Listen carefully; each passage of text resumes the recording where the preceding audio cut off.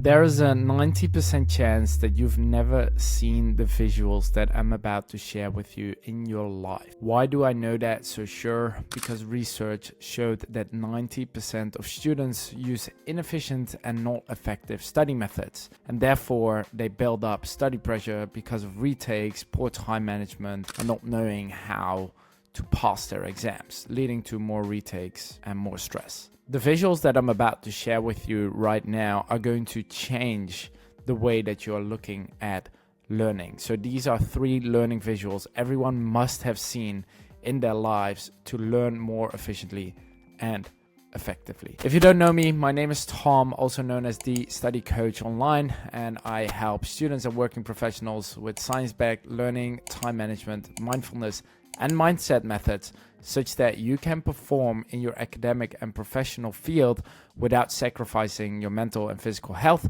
Today, talking about 3 visuals that you must have seen in order to upgrade your learning methods. So the first one that I want to cover is something that we call Bloom's taxonomy, also known as the learning pyramid. And what you see here is that there's actually 6 different layers of learning, where most students usually get stuck only in the remembering and the understanding phase. But what are your professors going to do? They're going to see if you can apply, analyze, or evaluate the content in an exam setting. And if they want to really challenge you, they'll probably give you an assignment where you have to produce new or original work. So let's go over all of these layers, and I'll give you examples on how you can implement them to learn. So the first layer is to remember, to recall facts and basic concepts. Usually a professor in the exam will ask you, can you list the 5 steps, or can you memorize, can you repeat, can you duplicate, or can you define? So why do most students get stuck in this level? Is because they only do flashcards that are about remembering facts and translations, for example. So if you're only using flashcards, you are most likely not being able to get outside of this layer here. The next layer is to understand. So this is where you start to explain ideas or concepts. You're going to describe, discuss, explain. So an example could be that your teacher asks you, explain what Bloom's taxonomy is. So explain what this is here, right? A lot of students might get to this step. That's completely fine, and they're able to understand it and share it in their own terms. A method that you can use for this is, for example, the Feynman technique, where you explain something in simple terms. But that, again, doesn't allow you to move forward to the next step, where we're talking about application questions. This is usually where you have to solve, use, or demonstrate something that you've studied. So let's give an example real quick.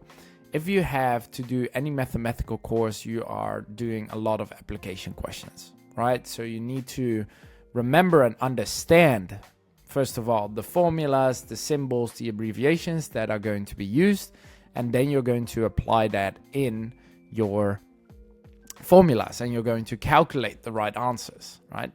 So this is where you have to get into the next step, and it's easier to apply and solve formulas if you understand what you're exactly calculating, if you understand the theory behind the calculation, and if you're able to memorize what the symbols stand for and maybe what, again, the formula is going to solve. Now, the next step, this is where things get interesting in the evaluation and the analytical stage. So this is where you start to draw connections among ideas. So this is either where you relate, you compare or contrast things. So an example could be that you get a case study, right? And you have to compare different strategies, or you have to question why this method is correctly used or not. And if you don't know all of the theories or the strategies that has been described, so you don't remember or understand them, it's super hard to do this analytical part. However, this analytical part really challenges you to see if you can spot what is going on in a situation and then formulate an answer on that, which taps into the next level is where you evaluate. This is where you have to defend, judge, support, or critique something. So let's say we have the case study here, and we see that somebody made a decision to use a certain strategy.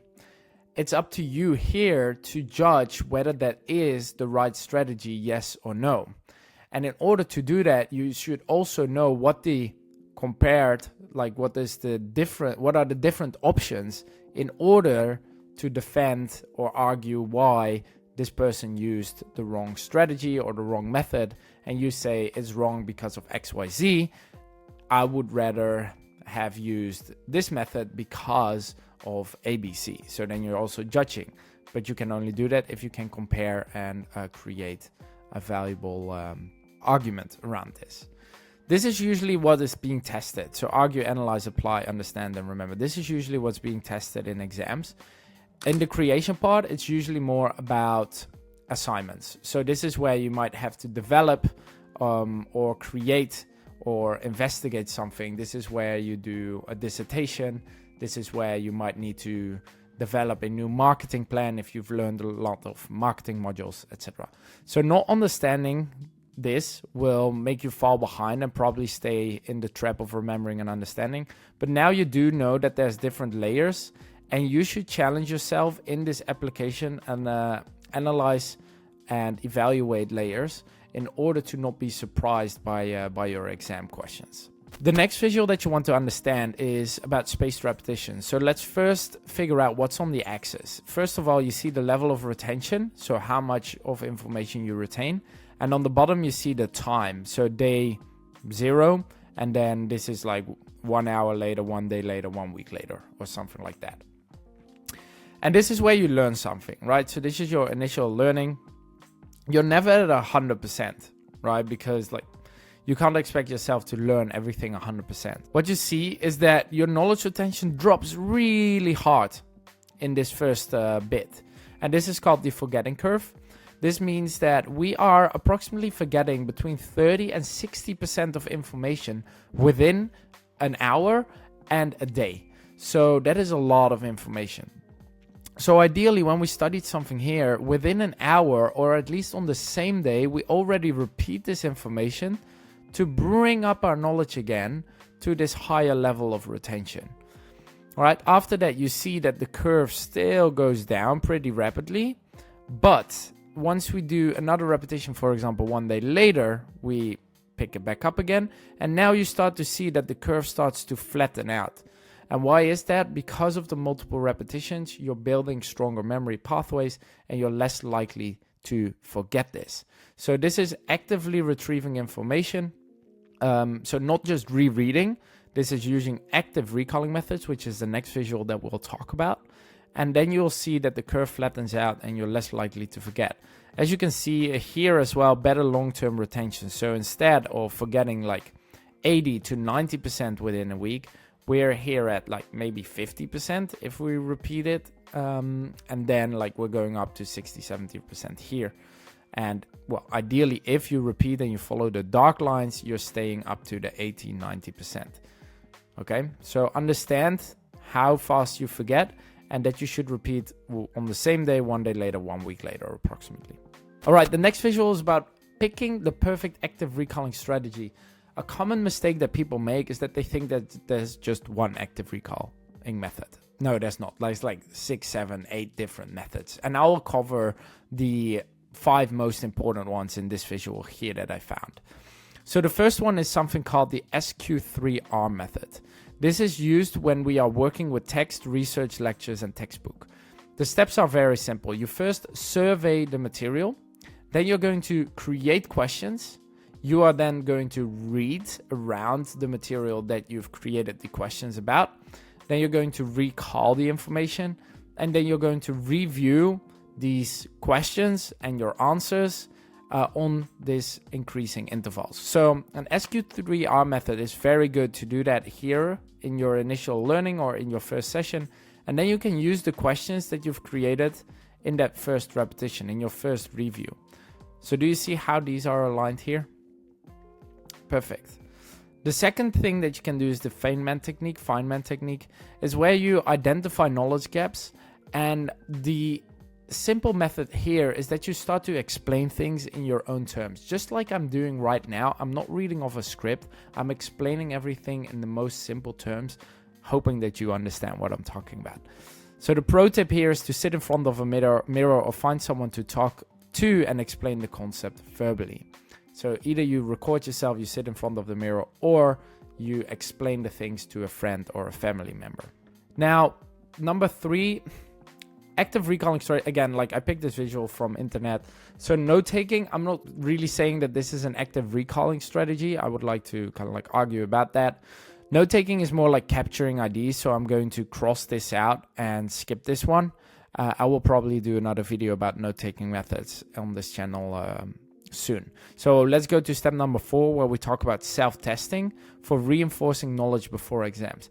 You can test yourself with the questions that you created in the SQ3R, or you're doing the practice questions that are provided by the university. For example, the homework questions, or maybe there is past exam papers that you can use. So see if you can test yourself and answer questions such that you are going from simply remembering and understanding to seeing if you are able to apply, analyze, and evaluate the questions with more difficult material. And the last one is mind mapping for identifying connections between concepts. So you usually start with a core principle in the middle, and then you're going to branch out into these other topics. And then we have, for example, the first law, the second law, the third law. And with the first and the second law, there are things, there's additional information underneath. The most important thing with active recall is that you try to do as much as possible from memory.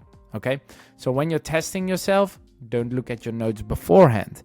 If you're creating a mind map, try to do so from scratch without simultaneously looking at the lectures or the content, because then you're copy pasting. You want to really challenge yourself recalling the information, and that's going to help you remember the information. And if you combine that with spaced repetition, you will not forget as much over the long term.